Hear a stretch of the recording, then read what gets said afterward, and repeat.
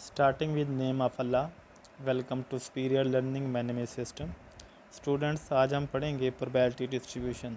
What is probability distribution के probability distribution क्या होती है, किस फंक्शन को हम प्रोबेबिलिटी डिस्ट्रीब्यूशन का नाम देते हैं। अगर हमारे पास कोई वेरिएबल हो, for example x1 x2 xn तक, और साथ में उसकी प्रोबेबिलिटीज़ भी दी जाएँ, तो ऐसे फंक्शन को हम क्या कहते हैं, प्रोबेबिलिटी डिस्ट्रीब्यूशन का नाम देते हैं। तो इसकी प्रॉपर डेफिनेशन पढ़ते हैं। An arrangement of all the possible values of a random variable x1, x2, xn along with their respective probabilities p of x1, p of x2, p of xn is called probability distribution of a random variable x or probability function of x। यानी कि कोई भी function हमारे पास है, हम उसको probability function का नाम तब देंगे जब उसमें दो चीज़ें पाई जाएंगी। एक तो वेरिएबल का होना चाहिए, साथ में उसकी प्रोबेबिलिटीज़ भी हो।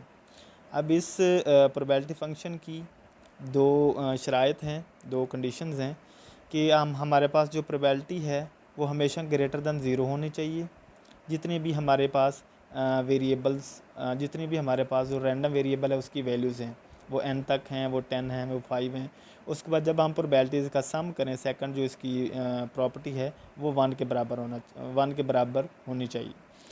In another words, probability of an outcome x is greater than or equal to 0 and sum of all probabilities associated with possible outcomes must be unity।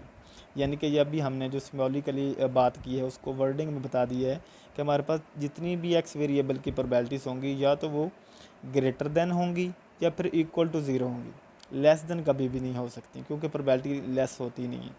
Second है sum of all probabilities associated with all possible outcomes, यानी कि जितनी भी outcomes हैं हमारे पास उनकी जो probabilities है उनका जो सम होगा वो हमेशा 1 के बराबर होगा। उसके बाद नेक्स्ट है differentiate between discrete and continuous probability distribution, यानी कि किस डिस्ट्रीब्यूशन को हम डिस्क्रीट का नाम देते हैं, किस डिस्ट्रीब्यूशन को हम कंटिन्यूस का नाम देते हैं। इन दोनों की डेफिनेशन अब गिवन है। An arrangement of all the possible values of a discrete random variable along with its corresponding probabilities is called discrete probability distribution or probability function or probability mass function।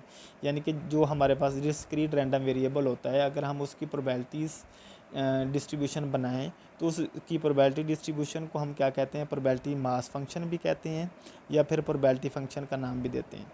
यानी कि अगर हमारे पास कोई discrete random variable है और साथ में उसकी प्रोबेबिलिटीज़ भी दी गई हैं तो उसको हम क्या नाम देंगे, डिस्क्रीट प्रोबेबिलिटी डिस्ट्रीब्यूशन का नाम देंगे। सेकंड है continuous probability distribution. If x is a continuous random variable which can take every possible value in the interval, यानी कि अगर हमारे पास कोई ऐसा वेरिएबल एक्स है जो कंटिन्यूस है तो वो हमारे पास जो वैल्यूज़ हासिल करेगा वो एक इंटरवल की फॉर्म में होंगी जिसको हम ए और बी का नाम देंगे। Then the probability distribution of x is called as probability density function और डेंसिटी फंक्शन, यानी कि हमारे पास कोई भी रैंडम वेरिएबल है एक्स जो कंटिन्यूस है और जब वो एक इंटरवल के दरमियान वैल्यू हासिल करेगा तो उससे जो प्रोबेबिलिटी डिस्ट्रीब्यूशन बनेगी हम उसको प्रोबेबिलिटी डेंसिटी फंक्शन का नाम देंगे या सिंपल डेंसिटी फंक्शन का नाम देंगे। तो ये था आज के लेक्चर में हमारे पास प्रोबेबिलिटी डिस्ट्रीब्यूशन के मतलब और साथ में उसकी 2 टाइप्स के मतलब।